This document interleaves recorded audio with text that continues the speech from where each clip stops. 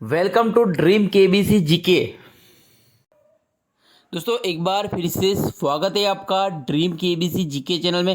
दोस्तों आज इस वीडियो के अंदर स्वास्थ्य एवं पोषण से संबंधित जनरल नॉलेज के सामान्य विज्ञान के 50 अति महत्वपूर्ण क्वेश्चन लेके आए हूँ। हमारा यह वीडियो आपको अच्छा लगता है, नॉलेजेबल लगता है, आपकी स्टडी में हेल्पफुल लगता है तो इसे लाइक कीजिए, शेयर कीजिए।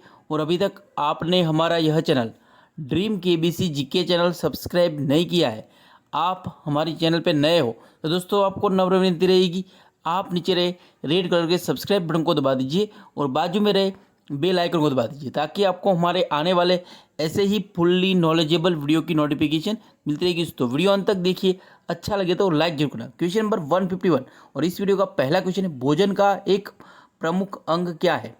भोजन का एक प्रमुख अंग क्या है? यहाँ पे 4 ऑप्शन दिए गए, अगर आपको पता हो तो इस क्वेश्चन का आंसर आप कमेंट भी कर सकते हो और अपना नॉलेज भी चेक कर सकते हो। तो इसका उत्तर ऑप्शन ए कार्बोहाइड्रेट्स। तो कार्बोहाइड्रेट भोजन का एक प्रमुख अंग है। तो यहाँ पे मैं एक क्वेश्चन बोलूँगा, उसके 4 ऑप्शन भी दिए गए हैं, उसका आंसर सोचने का आपको थोड़ा टाइम भी दूंगा। अगर आपको पता हो तो इस क्वेश्चन का आंसर आप कमेंट भी कर सकते हो और अपना नॉलेज भी चेक कर सकते हो। और 50 आखिर में आपको 50 क्वेश्चन में से कितने क्वेश्चन के आंसर आपके सही होते हैं आपको कमेंट करके हमें बताना है, खुद का नॉलेज चेक करना है। अगला क्वेश्चन, क्वेश्चन नंबर 152, मानव शरीर में ईंधन का काम निम्नलिखित में से कौन सा पदार्थ करता है?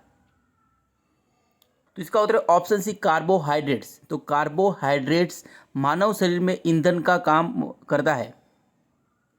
अगला क्वेश्चन, दवाइयों की कैप्सूल का आवरण किस पदार्थ का बना होता है? इस क्वेश्चन का उत्तर ऑप्शन डी स्टार्च। तो दवाइयों की कैप्सूल का आवरण स्टार्च से बना होता है।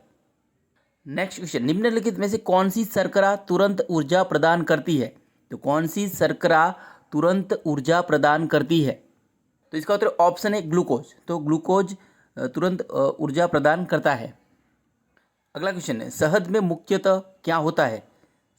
हनी में मुख्यतः क्या होता है?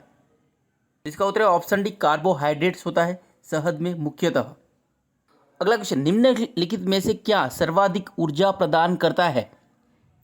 तो इसका उत्तर ऑप्शन डी कार्बोहाइड्रेट सर्वाधिक ऊर्जा प्रदान करता है। अगला क्वेश्चन, मानव शरीर में कार्बोहाइड्रेट्स किस रूप में पुनः संग्रहित होता है? तो इसका उत्तर ऑप्शन डी ग्लाइकोजन। तो मानव शरीर में कार्बोहाइड्रेट्स ग्लाइकोजन के रूप में पुनः संग्रहित होता है यकृत में। अगला क्वेश्चन, एथलीट को निम्न में से किससे जल्दी और ज़्यादा ऊर्जा मिलती है? तो इसका उत्तर ऑप्शन है कार्बोहाइड्रेट्स। तो एथलीट को कार्बोहाइड्रेट से जल्दी और ज़्यादा ऊर्जा मिलती है। नेक्स्ट क्वेश्चन, लंबे समय तक कठोर शारीरिक परिश्रम के पश्चात मांसपेशियों में थकान अनुभव होने का कारण क्या होता है? तो इसका उत्तर ऑप्शन डी लैक्टिक एसिड का संग्रह। तो मांसपेशियों में लैक्टिक एसिड का संग्रह के कारण लंबे समय तक कठोर परिश्रम के पश्चात मांसपेशियों में थकान का अनुभव होता है। अगला क्वेश्चन, प्रोटीन बनाने के लिए कितने एमिनो एसिड आवश्यक होते हैं? तो इसका उत्तर ऑप्शन है 20। तो प्रोटीन बनाने के लिए 20 एमिनो एसिड आवश्यक होते हैं।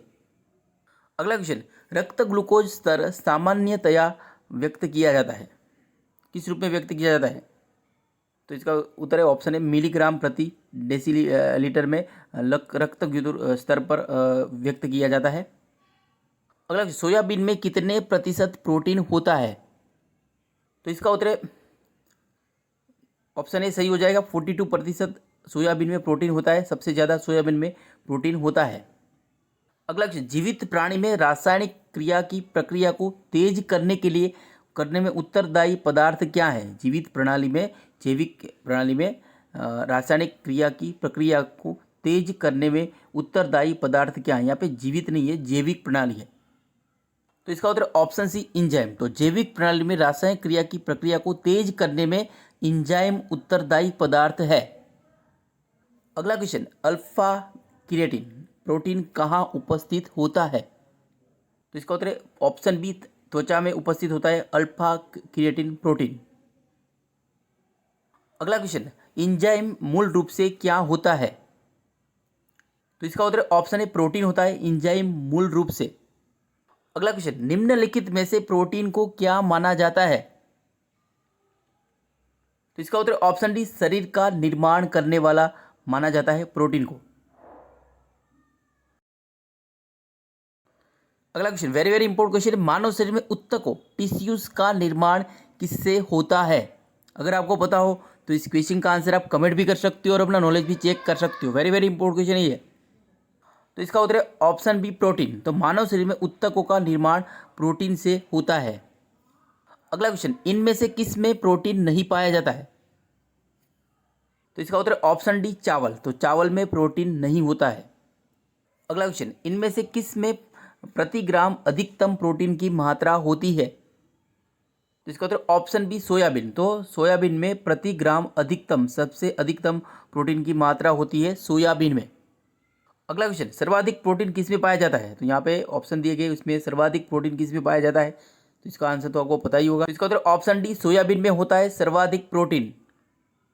अगला क्वेश्चन है, मानव शरीर में वसा, फैट कहाँ जमा होती है? इस क्वेश्चन का उत्तर ऑप्शन सी, वसा ऊतक में जमा होती है मानव शरीर में। अगला question, very very important question, मानव शरीर में त्वचा तल के नीचे, तो चमड़ी के स्तर के नीचे विद्यमान वसा निम्नलिखित में से किसके विरुद्ध अवरोध का काम करती है? तो इसका उत्तर ऑप्शन सी, शरीर की ऊष्मा का क्षय। तो मानव शरीर में त्वचा के नीचे, चमड़ी के नीचे विद्यमान वसा, चर्बी या फैट कहते हैं, ये वो शरीर की ऊष्मा का क्षय होता है, उसके विरुद्ध अवरोध का काम करती है। अगला क्वेश्चन, निम्न में से यौगिक के कौन से समूह को सहायक आहार कारक कहा जाता है? निम्न में जो यौगिक, यहाँ पे यौगिक दिए गए, उसमें से किसके समूह को सहायक आहार कारक कहा जाता है? तो इसका उत्तर ऑप्शन डी, विटामिन। तो विटामिन को सहायक आहार कारक कहा जाता है। अगला क्वेश्चन, रक्षात्मक पदार्थ निम्नलिखित में से किसे कहा जाता है? इसका उत्तर ऑप्शन सी, विटामिन। तो विटामिन को रक्षात्मक पदार्थ कहा जाता है। अगला क्वेश्चन, किस विटामिन का रासायनिक नाम थायमिन है? इसका उत्तर ऑप्शन सी, विटामिन बी1। तो विटामिन बी1 का रासायनिक नाम थायमिन है। यहाँ पे सभी विटामिनों के रासायनिक नाम आपको पता होना चाहिए। अगला क्वेश्चन, क्वेश्चन नंबर 176, किस विटामिन में कोबाल्ट होता है? तो इसका उत्तर ऑप्शन है, विटामिन बी12 में कोबाल्ट होता है। नेक्स्ट क्वेश्चन, कौन सा विटामिन प्रतिरक्षा प्रदान करता है? तो इसका उत्तर ऑप्शन है, विटामिन ए, प्रतिरक्षा प्रदान करता है। नेक्स्ट क्वेश्चन, विटामिन सी का रासायनिक नाम क्या है? तो इसका उत्तर ऑप्शन है, एस्कॉर्बिक एसिड विटामिन सी का रासायनिक नाम है। अगला क्वेश्चन है, सुबह की धूप में मानव शरीर में निम्नलिखित में से कौन सा विटामिन उत्पन्न होता है? तो इसका उत्तर ऑप्शन बी, विटामिन डी उपस्थित होता है सुबह की धूप में। नेक्स्ट क्वेश्चन, मछलियों के यकृत, लीवर के तेल में सुबह की धूप में मानव शरीर में निम्नलिखित में से कौन सा विटामिन उत्पन्न होता है? तो इसका उत्तर ऑप्शन बी, विटामिन डी उपस्थित होता है सुबह की धूप में मानव शरीर में।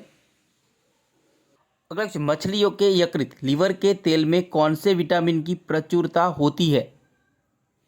तो इसका उत्तर ऑप्शन डी, विटामिन डी। तो मछलियों के यकृत, लीवर के तेल में विटामिन डी की प्रचुरता अधिक मात्रा होती है।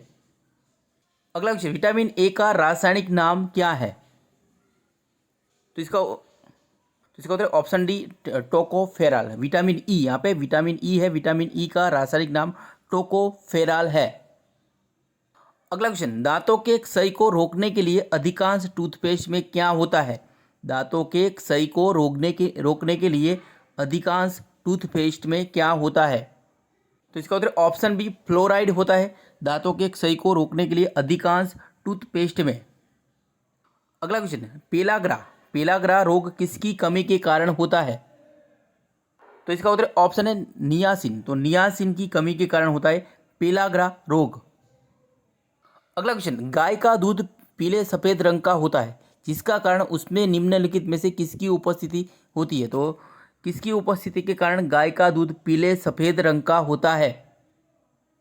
तो इसका उत्तर ऑप्शन सी, केसिन के साथ साथ केरोटिन होता है गाय के दूध में, इसीलिए गाय का दूध पीले सफ़ेद रंग का होता है। अगला क्वेश्चन, मलेरिया मादा एनाफिलिस से फैलता है।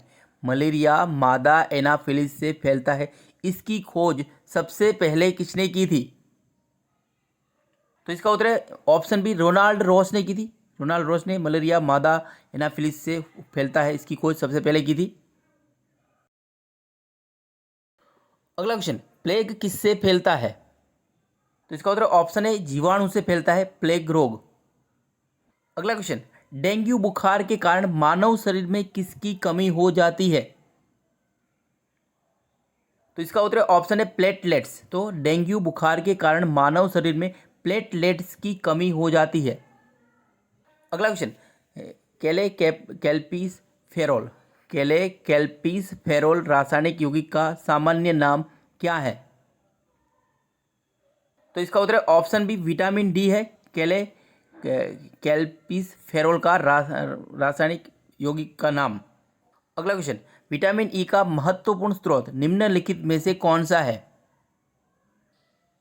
तो इसका उत्तर ऑप्शन सी, गेहूं अंकुर का तेल। तो गेहूं अंकुर का तेल विटामिन ई का महत्वपूर्ण स्रोत है। अगला क्वेश्चन, निम्नलिखित में से किस तत्व का संबंध दांतों की विकृति से के साथ है? निम्नलिखित में से किस तत्व का संबंध दांतों की विकृति के साथ है? तो इसका उत्तर ऑप्शन बी, प्लूओरिया। तो प्लूओरिन, यहाँ पे प्लूओरिन आएगा, का संबंध दांतों की विकृति के साथ है। अगला question, very very important question, हृदय की धड़कन को नियंत्रित करने के कौन सा खनिज आवश्यक है? तो हृदय की धड़कन को नियंत्रित करने के लिए कौन सा खनिज अधिक आवश्यक है? तो इसका उत्तर ऑप्शन डी, पोटेशियम आवश्यक है हृदय की धड़कन को नियंत्रित करने के लिए। अगला क्वेश्चन, पालक के पत्तों में किसकी मात्रा सबसे अधिक होती है? तो इसका उत्तर ऑप्शन है आयरन। तो पालक के पत्तों में आयरन की मात्रा सबसे अधिक होती है। अगला क्वेश्चन, ब्लड कैंसर को आमतौर पर किस नाम से जाना जाता है? तो इसका उत्तर है ऑप्शन बी, ल्यूकेमिया। तो ब्लड कैंसर को आमतौर पर ल्यूकेमिया के नाम से जाना जाता है। अगला क्वेश्चन है, शरीर के किस अंग की खराबी से मधुमेह रोग का प्रकोप होता है? तो इसका उत्तर ऑप्शन बी, अग्नाशय। तो पैनक्रियास। तो अग्नाशय की खराबी से मधुमेह रोग होता है, डायबिटीज। अगला क्वेश्चन, लोहा या आयरन आवश्यक है, तो किसके लिए आवश्यक है आयरन? तो इसका उत्तर ऑप्शन डी, उपरोक्त सभी दो, हीमोग्लोबिन व आरबीसी के निर्माण के लिए और सामान्य स्वास्थ्य बनाए रखने के लिए और शरीर के ऊतकों तक ऑक्सीजन पहुंचाने के लिए आयरन आवश्यक है। अगला क्वेश्चन, किसमें भरपूर लोह तत्व या आयरन पाया जाता है? तो यहाँ पे 4 ऑप्शन दिए गए, अगर आपको पता हो तो इस क्वेश्चन का आंसर आप कमेंट कर सकते हो। तो इसका उत्तर ऑप्शन सी, हरी सब्जियां। तो हरी सब्जियों में भरपूर लोह तत्व या आयरन पाया जाता है। अगला क्वेश्चन, केंद्रीय खाद्य प्रौद्योगिकी अनुसंधान संस्थान, केंद्रीय खाद्य प्रौद्योगिकी अनुसंधान संस्थान कहाँ स्थित है? तो इसका उत्तर ऑप्शन डी, मैसूर में स्थित है केंद्रीय खाद्य प्रौद्योगिकी अनुसंधान संस्थान। अगला क्वेश्चन, टाइफॉइड से शरीर का कौन सा अंग प्रभावित होता है? तो इसका उत्तर ऑप्शन सी, आंत। तो टाइफॉइड से शरीर का जो आंत होता है वो प्रभावित होता है। अगला क्वेश्चन है, पेचिस रोग। तो पेचिस रोग के लिए उत्तरदायी प्रोटोजोआ है, तो कौन सा है? तो इसका उत्तर ऑप्शन है एंट अमीबा। तो एंट अमीबा पेचिस रोग के लिए उत्तरदायी प्रोटोजोआ है। क्वेश्चन नंबर 200, इस वीडियो का आखिरी क्वेश्चन है, बच्चों का लिंग निर्धारण किसके गुणसूत्र से होता है? बच्चों का लिंग निर्धारण किसके गुणसूत्र से होता है? तो इसका उत्तर ऑप्शन है पिता से। तो पिता के गुणसूत्रों से होता है बच्चों का लिंग निर्धारण।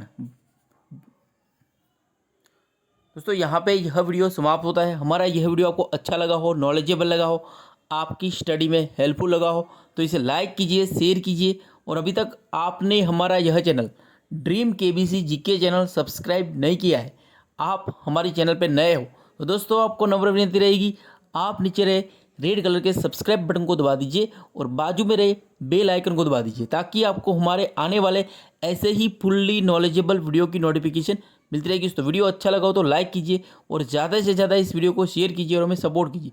जय हिंद, जय भारत, वंदे मातरम। मिलते हैं अगले वीडियो पे।